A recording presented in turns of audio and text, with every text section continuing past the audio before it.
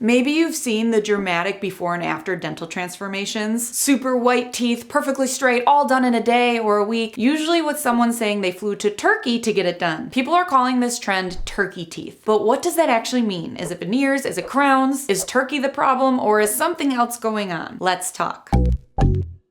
Hi, my name is Whitney and I'm a registered dental hygienist here to talk turkey teeth. So first, turkey teeth isn't a real dental term, it's slang. And honestly, people use it in a lot of different ways. Some people mean very white, very uniform teeth, or teeth that look oversized or bulky, or even teeth that all look the exact same shape. And yes, I've even found accounts where people joke that you look like a turkey because the teeth are so big and bright, even though turkeys don't have teeth, so I don't really understand that one. But most commonly, turkey teeth literally means that the dental work was done in Turkey, the country. But here's the important part. It's not just Turkey. People also go to Mexico, Colombia, Costa Rica, you name it. So this isn't really about geography. Now, the reason Turkey specifically became so popular and known for dental tourism is because, yes, just like many other countries, treatment is much cheaper than in the US, but mostly because clinics in Turkey heavily advertise on social media. I mean, heavily. I've even had clinics reach out to me as a content creator to promote their clinic and Turkey tourism dental travel experience. So because of this, many influencers and reality TV stars have been promoting it. They get a cut of the money. It's kind of like an affiliate code. It's marketed as self-care, a vacation, a glow up. And look, people aren't wrong for wanting affordable care or nice teeth. That's not the issue. The part that people don't always realize is that a lot of what's being called turkey teeth are not veneers. Everyone thinks they're going to just get veneers, simple, no big deal. Wrong. Turkey teeth are actually crowns. And there's a huge difference between veneers and crowns. So to place a crown, the tooth has to be shaved down significantly, sometimes into a little peg. You've seen those little stubs of a tooth in the mouth. It's all over social media, the photos. Crowns are not a bad thing if you need them. That's the important part, right? So if the tooth is mostly decayed or has a huge cavity and you need a crown, then a crown is good. However, in most of these turkey teeth cases, healthy teeth are being shaved down to place crowns purely for cosmetic reasons. Why is this concerning? Because once that tooth is shaved down, there's no going back. That tooth will need a crown for life. And now it has a higher risk of sensitivity, nerve damage, and future root canals. If something goes wrong with that little peg of a tooth underneath, you'll need a root canal or an extraction. So when I say turkey isn't the problem, I really mean it. The problem is shaving down healthy teeth when other options exist. This can happen in the US as well. This is not just a trend in Turkey. This is why dental professionals cringe when we see these photos. And not just dental professionals from the US. I found a bunch of literature from other countries that are concerned about this trend as well. And we're all not concerned because the teeth are white. Not because people want cosmetic work. It's because we're seeing aggressive tooth reduction with little long-term planning and one-size-fits-all smiles. Speed is being prioritized over biology. Shaving down natural teeth just for the fun of it, just for cosmetics, this is not indicated as an ethical dental practice. Your teeth aren't just for photos, right? They're living structures with nerves, blood supply, and a bite relationship that affects your jaw, neck, and head. Having said all of this, and the reason I'm making this video is because after people go to get their turkey teeth, they go on their turkey vacation, many people come back with issues, with many issues, such as chronic sensitivity, gum inflammation or recession, bite problems, the way your teeth close together, TMJ pain, and of course, crowns failing early. The crowns are either popping off or loose or creating pain to the tooth pegs below them. Now, I'm a big advocate for stopping fear mongering, right? I don't think it's cool to scare people. So I always talk about how, but you only see the bad online, right? People aren't going to share their good stories as much as their bad stories. And even if they do share a good story, think about it. You're scrolling on social media and you're like,